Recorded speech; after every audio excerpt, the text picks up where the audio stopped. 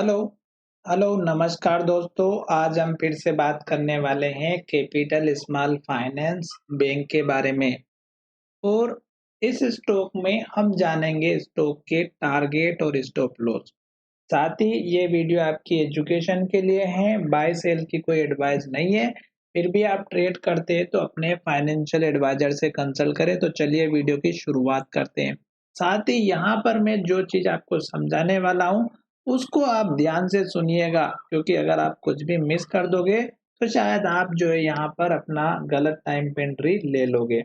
तो अब यहाँ पर चलिए वीडियो की शुरुआत करते हैं। सबसे पहले स्टॉक ने जो पहले दिन हाई और लो बनाए पहली बार, वो अगर आप देखेंगे तो यहाँ पर बना हुआ था स्टॉक का 421 का। और हाई की बात करते हैं तो स्टॉक ने जो हाई बनाया था 470 रुपए के आसपास का। अब जब पहली बार हाई बनता है और पहली बार जो लो बनता है, जिस भी तरफ स्टॉक अपना ब्रेकआउट देता है स्टॉक उसी डायरेक्शन को फॉलो करने लग जाता है। और दूसरी बात, अभी जितने भी स्टॉक में नए आईपीओ की लिस्टिंग हुई है वो सभी स्टॉक में प्रॉफिट बुकिंग होती हुई नजर आई है और स्टॉक लगातार डाउन ट्रेंड को फॉलो कर रहा है। कुछ एक दो स्टॉक ही ऐसे हैं जो स्टॉक ऊपर की तरफ जा रहा है, जैसे कि जियो फाइनेंस का शेयर ऊपर की तरफ जाता हुआ नजर आ रहा है, टाटा टेक्नोलॉजी का शेयर नीचे की तरफ जाता हुआ नजर आ रहा है।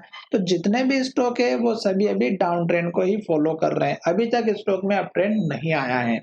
अब स्टॉक ने इस लो को तोड़ा तो इसका मतलब ये हुआ था कि स्टॉक यहाँ से डाउन ट्रेंड को फॉलो कर दिया और स्टॉक ने यहाँ से ही गिरने के बाद अगर आप देखेंगे तो स्टॉक संभल नहीं पाया और लगातार रेड कैंडल बना, लो बना, रेड कैंडल बना, लो बना, बनाते बनाते स्टॉक ने यहाँ जाकर के पॉजिटिव हैमर कैंडल बनाई। और स्टॉक हमारी इस कैंडल के दूसरे दिन की कैंडल को देखेंगे तो स्टॉक ने यहाँ पर इसके ऊपर भी ब्रेकआउट नहीं दिया और ना ही इसके ऊपर क्लोजिंग दी।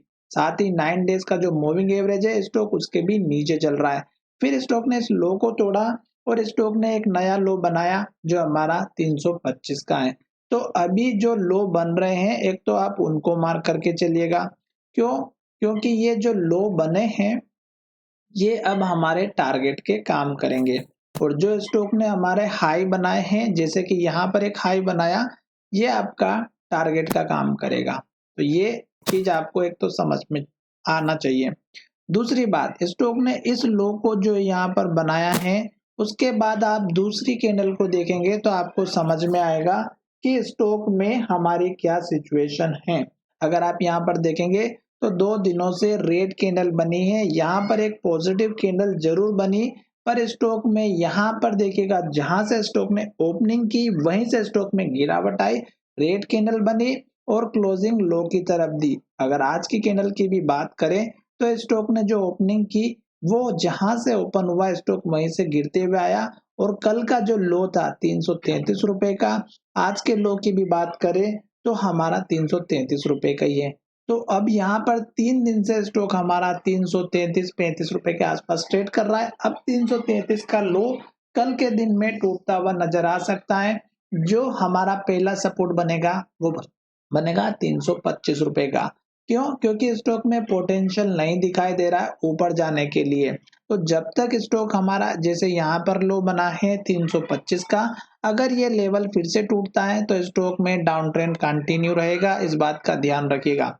टारगेट अगर स्टॉक सपोर्ट लेकर के ऊपर की तरफ जाता है तो आप इस कैंडल के लो का टारगेट रखिएगा 350 का, दूसरा इस कैंडल के हाई का टारगेट रखिएगा 375 का। उसके बाद देखेंगे तो इस कैंडल के लो का टारगेट रखेगा 417 रुपए के आसपास का। तो ये 3 मैंने छोटे छोटे आपको टारगेट भी बता दिए हैं। पर स्टॉक में नई एंट्री ना ही ले तो अच्छा है। क्यों? क्योंकि स्टॉक डाउन ट्रेंड को फॉलो कर रहा है और डाउन ट्रेंड में अभी स्टॉक अगर हमारा यहाँ से एटलीस्ट 9 डेज के मूविंग एवरेज के ऊपर जाए और क्लोजिंग दे तो एक हमें अप ट्रेंड देखने को मिल सकता है। फिलहाल स्टॉक नीचे जा रहा है, जाने दीजिएगा, नई एंट्री बिल्कुल ना करें और ना ही स्टॉक में एवरेजिंग करें, क्योंकि स्टॉक डाउन ट्रेंड में चल रहा है तो आपको और नीचे शेयर देखने को मिल सकता है। तो चलिए वीडियो को ये विराम करते हैं। धन्यवाद, मिलेंगे नई वीडियो में।